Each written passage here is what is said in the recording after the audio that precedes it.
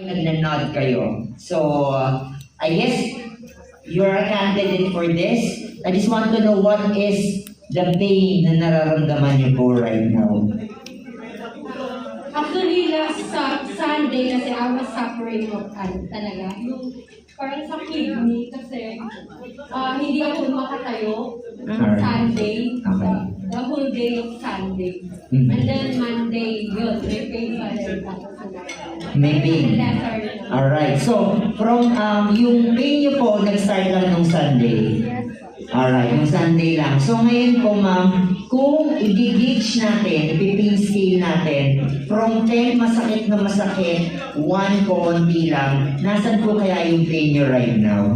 Nung Sunday is 10. 10? So, Monday, 8. Tapos, Tuesday is ano na siya. Sa ngayon, nag-subside na siya kasi Nasa saan kaya tayo right now? 5. Nasa 5. Ma'am, ano po yung pain area sa katawan niyo? Saan yung masakit? Diyan sa area na yan. Alright.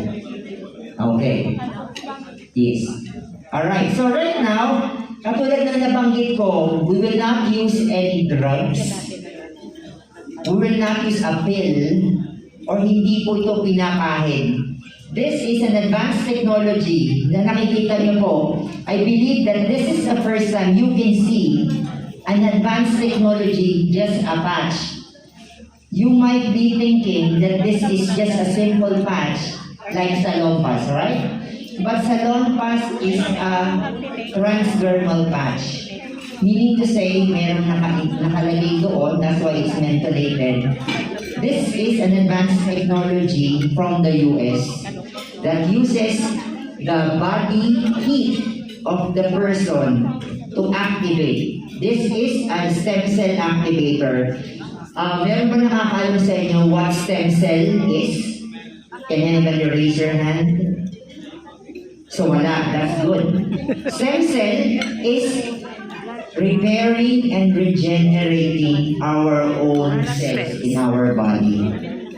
Now, what we're going to do is we will place this patch in a particular place sa katawan, sa batok.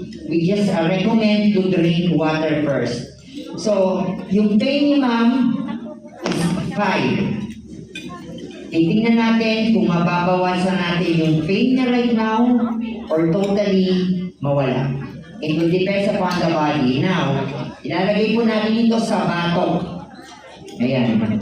So, we combine the Eastern and Western modality of healing. Eastern, if you know acupuncture or acupressure, this is what we do. Remember that World Health Organization recognized acupuncture, acupressure as another modality of healing. And now, the Western is coming from the advanced technology using phototherapy or light therapy. Ano yung pinakasimpleng example nun? Just to visualize, yung baby na nasa incubator, na kulang sa buwan, na pinapainitan po ng blue light.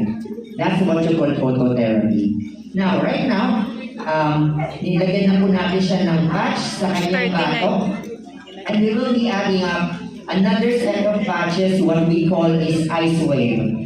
LifeWave is for pain. We will try to decrease her pain from 5. Let's see kung ano yung magiging result sa kanya. So, ma'am, ayan. So, we will be placing the patches specifically on the pain area. So, remember that this is an advanced technology that has never been introduced in the Philippines. I know that this might be the first time that you will be listening or hearing about LifeWave. This is a US company, has been in the business for 18 years now.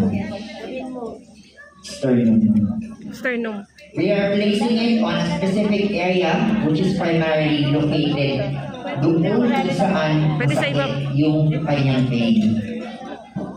Hawakan. Sa sternum. And again, sabi ko nga po, hindi ito transdermal patches because transdermal patches kailangan nakadikit sa skin. We place the patches over her jeans and over her cloth. Let's see kung ano yung magiging effect. Remember that this is being powered by your own body heat. Remember, if you are listening, if it doesn't recall anything for you, remember, lalo na sa mga kabataan, we have your own parents na mighty kaedad na ng mga kasama natin right now who would be needing healthcare. This is technology. Alright. So, ma'am, kumusta po kayo? Wala pa po tayong halos 5 minutes. Alright? Alright. So, ma'am, kumusta po? Ay, asan naman?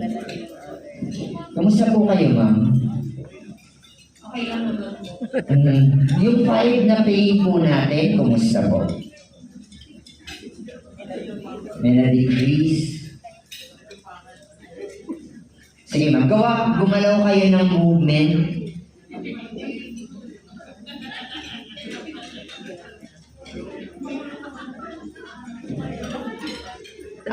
Wait lang po, may sinasabi si ma'am. Ma'am, ano po, kumusta po kayo?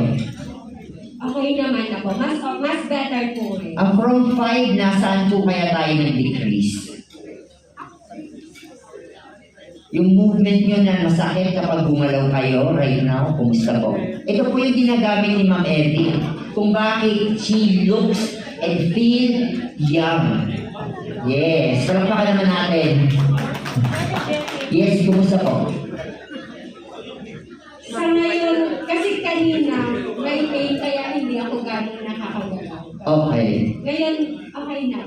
So from 5, nasa na po tayo right now? Siguro nasa ano. Paano wala na kayo marami? Wala nang pain. 1, 2, 1. Palakpakan naman natin si ma'am. She's coming from a 5 pain and now she's 1. Alam niyo po, if you are suffering in pain, this is not a joke. Especially if you are suffering in pain in years. We didn't take any meds. We are using your own body heat to activate this technology. So what we place is the X39. It repairs and regenerate the damaged cells in our body, plus the LifeWave for pain. Remember, I just want to express na, highlight na nasa gamit pa po niya yung patch. Hindi pa po nakadakit sa balat niya. But it already works. This is the advancement of technology na sabi nga, again, Kuya Kim, lamang ang may alam.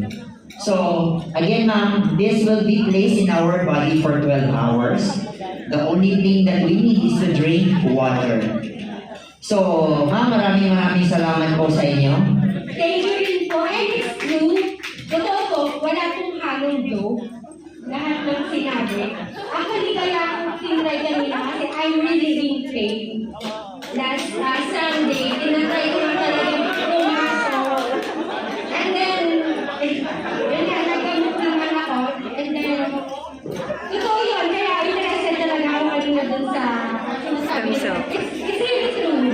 Yeah. Na kanina kasi gusto ko sumayaw pero hindi ako makasayaw, ganyan-ganyan lang. Kaya... Ready ka na so? May meds kayo pero in pain pa rin siya. Just imagine, meron siyang pain pero meron siyang meds, uminom siya ng meds pero in pain pa din. So yun, thank you po. Thank you so much. Thank you so much, ma'am. Alright.